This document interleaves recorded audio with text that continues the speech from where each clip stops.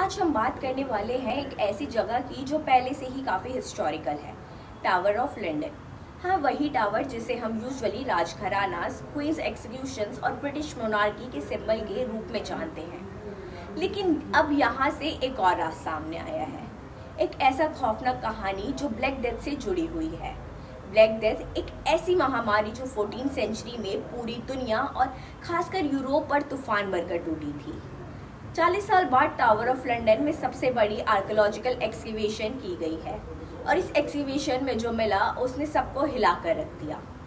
मिट्टी के नीचे से 25 से ज़्यादा इंसानी ढांचे यानी स्केलेटन मिले। ये लोग शायद प्लेग विक्टिम्स हो सकते हैं, वो लोग जो ब्लैक डेथ की वजह से मौत के शिकार बने थे। आपको याद दिला दूं, ब्लैक डेथ ने लगभग 5 करोड़ लोगों की जान ली थी सिर्फ यूरोप में, और लंदन उस समय इस महामारी का एपिक सेंटर बन गया था।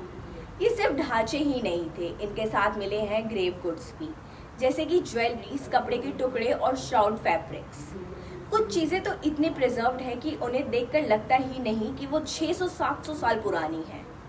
ज्वेलरी से सोशल स्टेटस का पता चल रहा है, कुछ लोग अमीर लगते हैं तो कुछ गरीब, मतलब प्लेग ने भेदभाव नहीं किया। हर क्लास के लोग इस महामारी के शिकार बने। अब इन स्केलेटन का डीएनए टेस्टिंग हो रहा है। साइंटिस्ट होप कर रहे हैं कि उन्हें पता चले कि वो लोग कौन थे, किस एरिया से आए थे, क्या उनका इम्यून सिस्टम वीक था और क्या ब्लैक डेथ ही उनकी असली मौत की वजह थी। ये टेस्टिंग सिर्फ एक हिस्टोरिकल फैक्ट कंफर्म करने के लिए नहीं, बल्कि आज के समय के वायरसेस को समझने के लिए भी इम्पोर्टेंट है। सोचो, अगर हमें 14th सेंचुरी के प्लेग का जीन्स मिल जाए तो हमें आज की पेंडेमिक्स के लिए बहुत कुछ सीख सकते हैं। एक और ज़रूरी बात, इन लोगों को कभी प्रॉपरली दफनाया नहीं गया था।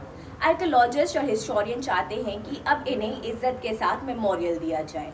सोचो, सदियों बाद जब किसी की कहानी ज़मीन से बाहर आती है तो वो सिर्फ बोन्स नहीं होते, वो हमारे इतिहास का एक जीवंत हिस्सा होते हैं। टावर ऑफ लंदन, जो हमेशा से मोनार्की और राजनीति का प्रतीक था, अब एक महामारी की याद बन गया है। ऐसी न्यूज़ के लिए बने रहिए न्यूज़ 10 इंडिया के साथ।